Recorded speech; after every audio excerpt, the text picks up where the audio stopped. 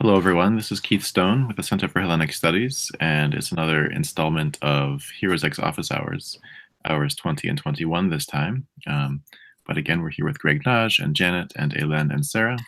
Good to see you all, as usual. Great to see you. Early on a Monday morning. For those of you who don't know, that's when we film these, but in any case. So hour 20. This is my favorite hour. And so I've been given dispensation to share a little bit.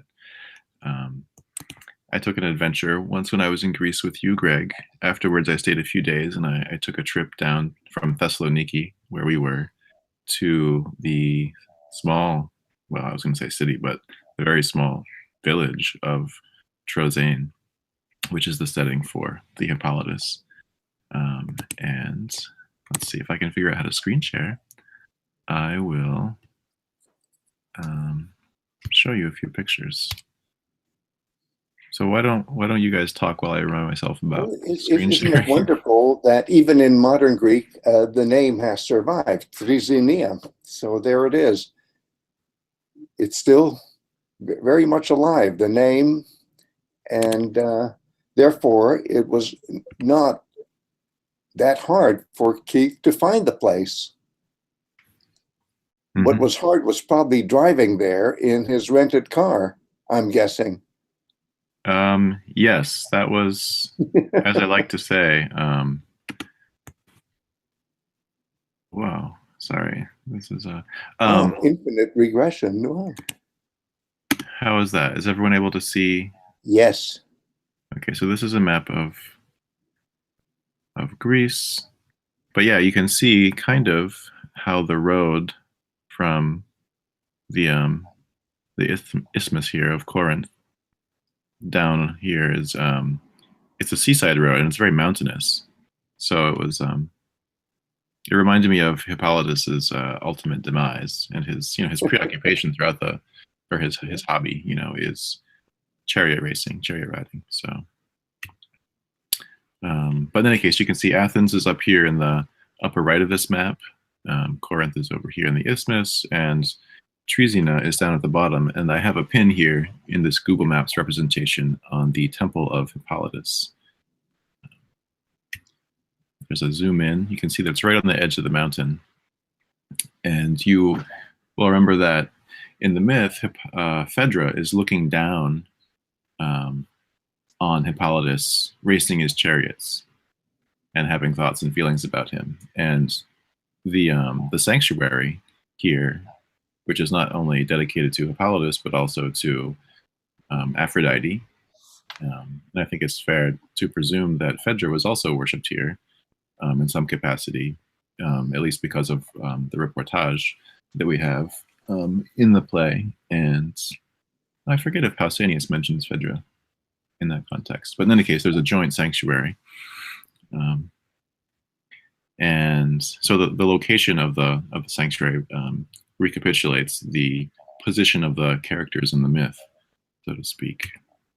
Here we have a satellite view, the Temple of Hippolytus here at the bottom, written in Greek.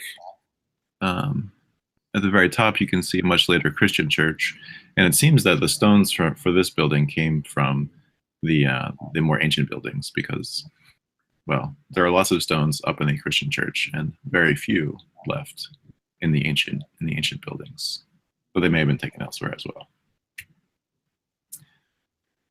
An example of seaside driving, taken very carefully while I was driving. Don't worry, I slowed down for those. Here you can get a sense of the adventure. I was searching and searching, and it turns out that this place is in the middle of nowhere. Like I said, Troezen is a very small place, and what they do now is grow lemons in that area. You can see some of those here. The entrance to the site, it's informal. There's no one to pay admission to. There are no guides. It's marked off and you can go in. It doesn't seem that the gates even close at darkness. I got there just before dark. You can tell the sun is already behind the mountains, and it was dark when I left, and there was no one telling me to get out or anything. As I've said to you all before, the only sounds that I heard were the sounds of ghosts with their bells in the distance somewhere and dogs barking. You have to drive up someone's driveway to get to the site, and they seem to have a lot of dogs, and they started barking, and there was what sounded like a giant boar grunting in the forest somewhere. The place was really coming alive. So here we have the foundations, the remaining foundations of the shrine to Hippolytus. This is another view. And in the very center, in the very back, you can see the Christian church, a few arches here. There. This is, can you see the cursor as I move it? I see a cursor, but it's not moving. Oh, okay. So then I won't rely on that. But okay. The rectangle here that you can see is a temple of Asclepius. And the foundations of Hippolytus are in the background up towards the tree line. And I know, Greg, that you talked about Asclepius and his worship in in hour 20 as well. So that's why I included that.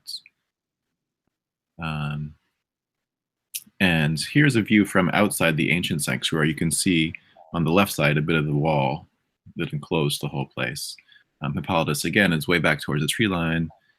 Asclepius is behind the little bump of rocks that we can see here on the left, behind the wall, just inside the wall. And that bump of rocks is the shrine to Aphrodite, all that's left of it. This view is excuse me, this view is meant to show you how the sanctuary itself is mimicking the position of Phaedra as she's looking down onto the plain. Somewhere in the distance, there's Hippolytus, you can imagine, exercising with his horses and chariot.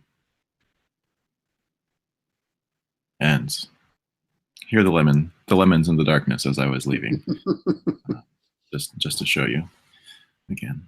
So that's beautiful. I love this. It gives people, I think, the sense of what the French philosopher Bacchae called the poetics of space. The sacredness of this place to the ancients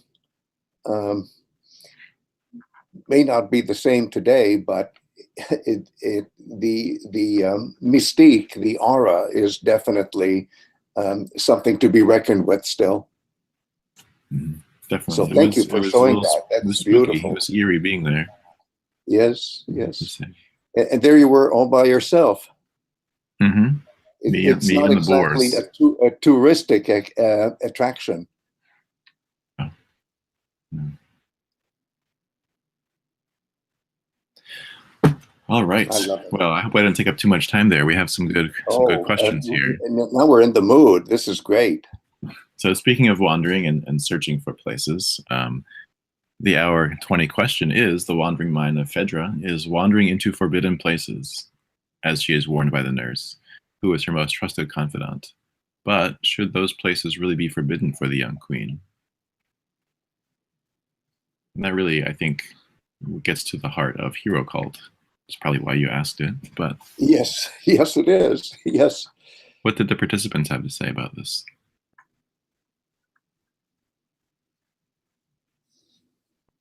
Yeah, let's channel the participants, because it is a provocative question. It's meant to be provocative. Do you all think that the participants were provoked enough or not? Posters are talking about gender roles, defined gender roles, traditional roles in ancient Greek society. And yes. Phaedra is doing something she normally wouldn't do. And in a way, she's against tradition, not only against wishes of God, but also the tradition. Traditions of humans, exactly. And yet, the nice thing about traditions is that even though ordinary females cannot exercise the way Hippolytus does or go hunting the way Hippolytus does, goddesses can, and I'm thinking of Artemis. And after all, whom does Hippolytus value more than anybody else in the universe? Well, it's Artemis. So in a sense, what's not traditional, what's even forbidden for ordinary women, is the way of life for the goddess Artemis. She is the perfect hunter and the perfect model even for athletic activities, in the sense that men worship her in the context of doing athletics as well as hunting. And it's not just when someone like Phaedra desires to go hunting that she ends up having a catastrophe, but men who do go hunting near Artemis or with Artemis and transgress the boundaries because they get too close to her or something, they also have a catastrophe. Yes. Not just because they're hunting, but because they're getting too close. Like Patroclus is getting too close to Apollo. Yes, yes. So it's a wonderful meditation on the relationship between the human and the divine. The how shall I say it? The mortal and the immortal. And something else that's so fascinating is that when you think of why Artemis is worshipped in traditional societies, well, she's worshipped because she is the patroness of hunting and athletics as far as men are concerned. And as far as women are concerned, well, she's the patroness of anything that has to do with female existence except sex itself. So it would involve, for example, menstruation, childbirth, menopause, everything that, may I put it this way, a gynecologist would say is associated with women. All of that Artemis is in charge of, except for sex. Who's in charge of that? Well, Aphrodite is. So there you have the tension. One of the participants has caught the fact that Phaedra is an Amazon. And, you know, when we were talking about gender roles and how traditional they were or how traditional they weren't, Amazons are very much associated with indulging in some of those so-called male pursuits. Hunting, I'm not sure, but certainly fighting. And I would tweak that formulation just a little bit, in the sense that when it comes to straightforward Amazon identity, actually of the doomed pair, Hippolytus and Phaedra, the one who's really closer to Amazons is Hippolytus himself, because he is, of course, the bastard son of an Amazon who had mated with Theseus, his father. And even his name, and I mean his name, is an Amazon name. Hippolytus corresponds to Hippolyte, who is one of the major Amazons in the myth about the battle between Athenian men and, how shall I say it, women from Asia Minor who happen to be Amazons. Yes, apologies, I may be misrepresented what the person had said. She's talking about Hippolytus, yes. And it turns out that the more we study the myths of Athens and concentrate on, what shall we call them, the foundational myths, the charter myths, those myths that have to do most with their identity, it turns out that what to us is a very fanciful and bizarre episode in the mythological Atlas of Athens, which is the war between Athenian men and Asiatic women who are Amazons. It turns out that that war is a fundamental myth for defining Athenian identity. No, but going back to Phaedra, what does she have to do with Amazons? Well, there's the attraction to them. But I would say when you think of her and her sister, Ariadne, wow, it's not so much Amazon identity, it's a wannabe Amazon identity. Certainly the way her mind wanders. Oh, I want to be where Hippolytus is driving his chariot. I want to be where Hippolytus is hunting. All those things, I admit, are Amazon-like, and maybe the best example is when it is imagined in Euripides' beautiful wording that Phaedra is like a hunter about to throw her hunting javelin, presumably at a deer. And it's a painterly vision. And what you see is really not just Phaedra, but Artemis herself. The way the wording goes, and it's so visual. And I think here's where the art of Euripides kicks in so amazingly, is you see the hair, which is unbound, flowing in the breeze as the backdrop for the, let's say, the background for the foreground, which is the actual javelin that Phaedra is about to throw. You notice that even as I imagine the picture, I'm now thinking Artemis, but of course, in the fevered imagination of Phaedra, it's Phaedra herself. Greg, in your question, you refer to the nurse, the confidant, and Yes. you know that the nurse warns her, and yet she only seems to go so far. And some of our participants are, picking up on, why didn't the nurse do this, or why did she do that? So, what is the role of the nurse here? Well, what I like to think of is that the nurse has a level of intimacy with the child, who then becomes the teenager and then the young adult, that is more intimate than a relationship with a mother even. This is a kind of aristocratic thing. We see it also in other traditions where the nurse or the wet nurse has a level of intimacy with the child as the child is growing up and becomes an adult that simply cannot be matched by the mother. And in Greek, of course, the word is trophos, which has to do with breastfeeding. And that's what the idea of nurse is, even in the English translation, although we tend to desensitize ourselves about, well, what physical relationship is involved here.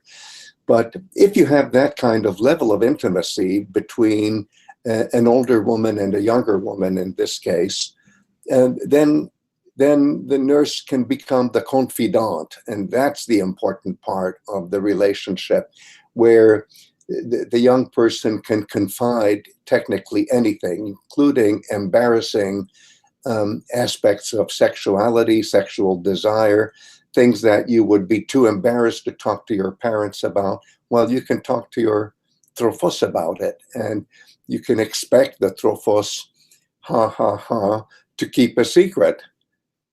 But of course, that's where the trouble comes. There's a lovely book by Helen Karydas, KarYdas, on the mythological role of the nurse in tragedy in general, but also in epic.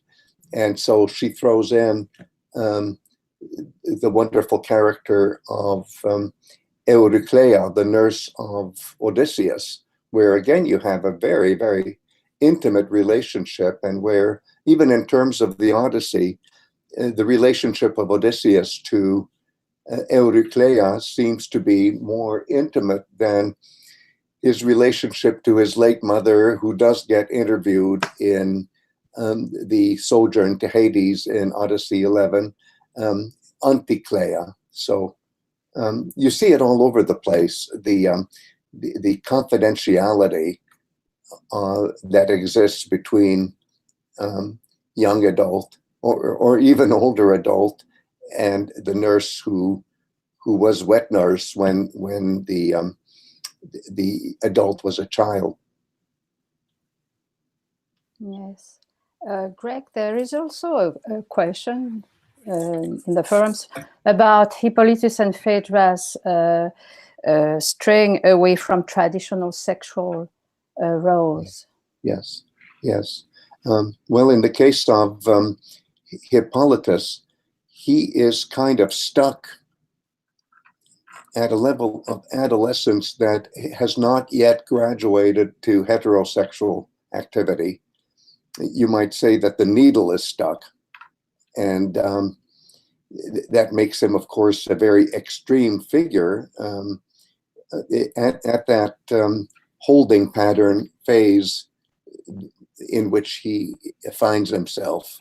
That is to say, the hunter, the initiate, the one who's not yet ready for the prime time of having sex with a woman and raising a family. And his aversion to that in myth is the catastrophe that leads to his death, of course. Whereas normal people who identify with Hippolytus, and did you see my air quotes when I said normal people? That is to say, people beyond myth, people who are leading their lives, which have, of course, a ritual component. Normal people, everyday people, post-myth people, however you want to describe them, if they're male, they do get to graduate into heterosexual status, and they do get to become bridegrooms and then husbands, the way Hippolytus never does. But in a sense, they have to go through mentally, or if I may put it this way, ritualistically, what Hippolytus went to. Only, of course, when you do it in ritual, you don't really die the way people die in myth. You simply, shall we say, transition from one phase of your life to another. And of course, so we can examine the flip side too, where Phaedra herself is, in a sense, stuck, or at least thwarted. And there too, there are problems of sexuality. She should be sexually tied to her husband, but then there's this temptation to go for the boy. I think of this not very edifying film that I saw when I was young in the 60s called Where the Boys Are. And I'm so fascinated that the number one love interest, Dolores Hart, who has a wonderfully, how shall I say it, Mary-like name. That's like the birth pangs of Mary, Dolores. Dolores Hart became eventually a nun and renounced the superficial attractions of the world, and it was a very big deal. She at one point had played the love interest for Elvis Presley in one of his movies. I forget the name of that movie, but it's something fun to think with, that even in reenactments of Where the Boys Are themes, there was also a song sung by, oh my God, I just remembered it, Connie Francis, Where the Boys Are. And that kind of fantasy, which of course Phaedra indulges in, is very, very Artemis-like. It's from the point of view of a myth ritual complex, it's where everything comes together, where the yearnings of myth can be very easily related to, and the yearnings of ritual as lived through by real people like you and me when we were young. when we were very young. It occurs to me that that Phaedra is, I mean, she sticks to traditional gender roles, but she goes through a catastrophe anyway. She is tempted, of course, but she tries very hard, and succeeds in not having a liaison with Hippolytus, even though it's the goddess of heterosexual marriage herself, Aphrodite, who is, supplying the temptation that pushes her in other directions. This is all true. And could we talk just a little bit about the name of Phaedra, which does mean moon glow, which does have to do with the cycle of the moon, and if I may say, the menstrual cycle. A dear friend who is no longer with us, the great Hellenist Nicole Loraux, once told me that as far as she could find, the only place where high verbal art, high literature, so she was excluding, let's say, gynecological handbooks, but in high art, the only place where menstruation or PMS or whatever is being described in the first choral ode of the Hippolytus, the only place where that happens is in the Hippolytus, which is fascinating. And there's a reference there to something that is almost incomprehensible to us, which is the idea of a gust of wind or breeze that shoots into the uterus, which is hard to imagine unless you look at mystical references to how a woman is inspired. I mean, a woman who is the priestess of Apollo. So this is a very big topic, and I'm not doing a good job in painting the big picture with broad enough brush strokes. But maybe we could advertise, dear Keith, that piece that I have in Classical Inquiries, which you bravely edit, about the that theme of menstruation and how it's tied in with a divine afflatus that possesses a woman. And you can almost see how somebody like Freud, if he reads something like this, would start talking about hysteria, which is roughly based on Greek medical understandings, but the Greek medical understandings are strongly influenced by the myth ritual complex of how women worshipped Artemis, the goddess of menstruation, the goddess of childbirth, the goddess of menopause. I forgot to mention that in my earlier statement. It's all there except for having sex, having heterosexual relations. That Artemis does not do, and she doesn't preside over it. In a way, it's very neat, very tidy. But of course, in the lives of people in myth, it's very messy.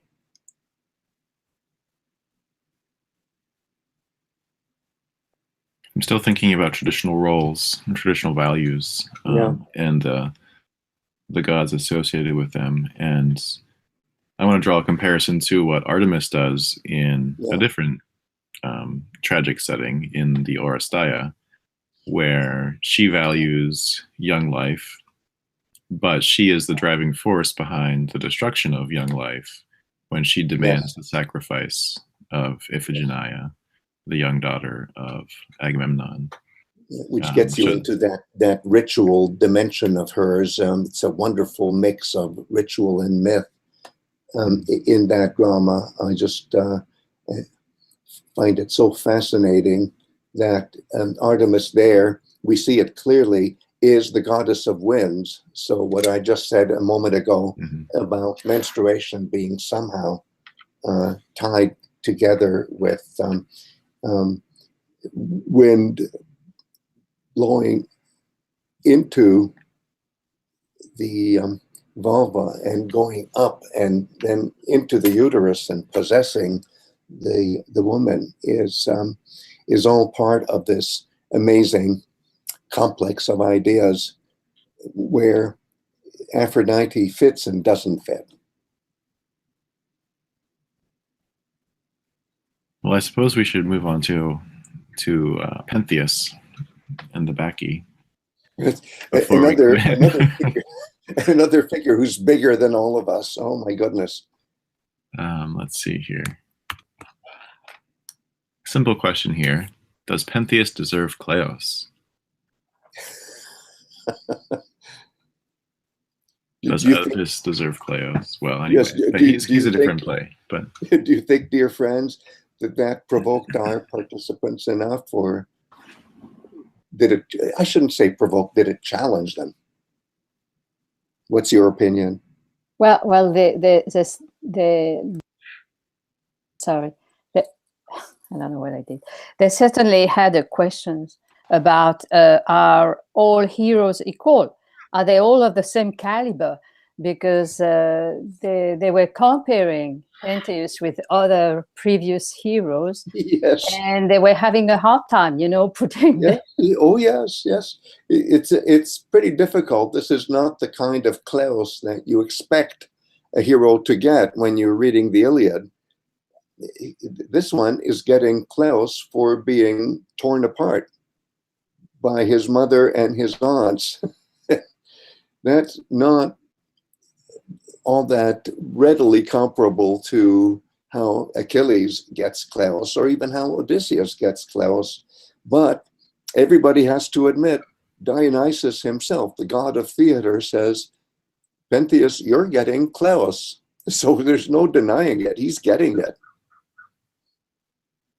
I think it just shows that Kleos is something that does not have to be epic. It can be any kind of singing, and that this kind of singing will be defined by the kind of hero we're dealing with. In the case of Pentheus, it's a hero whose Kleos has to do with this larger-than-life experience. The Greek word for which would be pathos, the passion of Pentheus, which is to be torn apart, but then implicitly being reassembled after death, which of course is something that the tragedy by Euripides does not emphasize in the parts that we have in their entirety. I say parts that are in their entirety. I'm contradicting myself. It's not a complete text. The ending has been, shall we say, chopped off and reworked with Christian agenda in mind. So we don't know exactly how the tragedy ended, but we know enough that the disassembly of Pentheus, who is, after all, as king, the body politic, somehow implies a reassembly of Pentheus in the form of ritual reenactments where the body politic gets reassembled after having been disassembled. And who's the model for this? Dionysus himself, the god of theater, who in his own right was disassembled by Titans, only to be reassembled mystically, we don't know the details, to become the immortalized god that he is. This is one Olympian who really still is imagined as dying off stage. Unlike the other Olympian gods, whom we can't imagine as ever having died unless we think of them in their more local forms, as in the case of Zeus as worshipped on the island of Crete, where, okay, even Zeus dies every year. But ordinarily, if you think of Zeus as worshipped in most other places, he's exempt from death. Dionysus is not, and that is how he can be conceived as a perfect model for Pentheus, a a perfect divine antagonist for Pentheus. Pentheus, of course, trying to be like Dionysus, but at the same time persecuting Dionysus, has a truly tragic end, but that tragic end has the potential, Klaus, of becoming a glorified resurrection, if I may put it that way.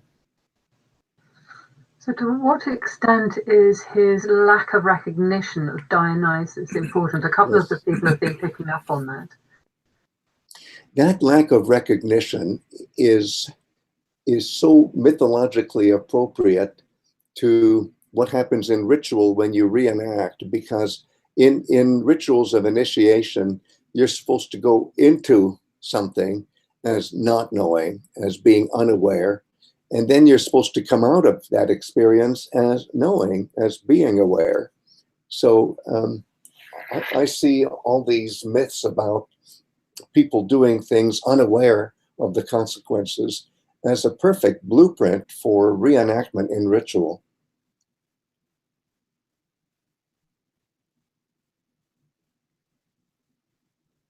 Isn't it wonderful to be talking about these two amazing tragedies? It's a wonder to me how Euripides, the genius anthropologist that he is, can somehow fit the rules of ritual into the way he presents the myth more explicitly than his predecessors going back in time, Sophocles and then Aeschylus, although those playwrights too had a great deal to contribute about the ritual dimensions of their heroes, how these heroes become models for ritual reenactment. That helps explain the myth, or to put it better, helps bring to life the myth. So I just love this hour, and I'm so glad we started with Keith having his own initiation. Imagine Keith attending an academic conference in Thessaloniki, then renting a car and going down to Troezen and having this experience all by himself at the sacred space of Hippolytus, or to expand it, really, the sacred space shared by Hippolytus and Phaedra, as we know from the words of Artemis herself when she predicts what the cult is, what the ritual dimension of the myth is, towards the end of the drama Hippolytus. And I love the fact that Pausanias, our traveler in the 2nd century CE, a kind of predecessor of Keith, actually went to this same place and described what was still at that point a living ritual where young females who are initiated into some kind of passage from one stage of being female to another stage. It's not clear what all the phases are, but what they do in the process of initiation is sing and dance the sufferings of Hippolytus. My goodness, that's like a chorus that sings and dance. And isn't that what's happening at the very beginning of the drama that we know as Euripides' Hippolytus?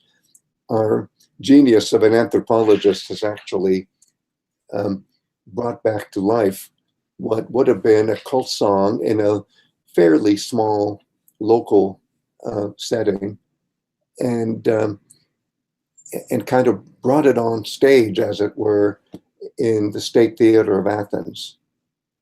And who is reenacting it? Not girls, but young male citizens to be, who are initiated into civic identity by way of experiencing vicariously and through song and dance what the beautiful young queen is feeling, even though that is represented as simultaneously, of course this is physically impossible, menstruation and childbirth.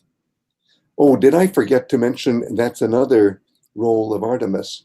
Oh, I really will be punished by Artemis. I keep missing one of her key roles. So let's go through them before we end. There's menstruation. There is childbirth. There's menopause. Did I mention all three? I better, otherwise I'll be punished. Well, now you have, so hopefully Well, that anyway, will now make I up have. for any previous Yes. lapses. Here's hoping. All right, we should probably end there. So thanks again. Thanks for We went much longer than usual, but that's because this is such an incredible, not incredible is such a bad word. It's very credible, but it's such an awe-inspiring set of dramas. It can't get better than this. And thank you, Keith, for showing us snapshots of your initiation. Of course. Okay, see you all next time for some Plato. Bye, everyone.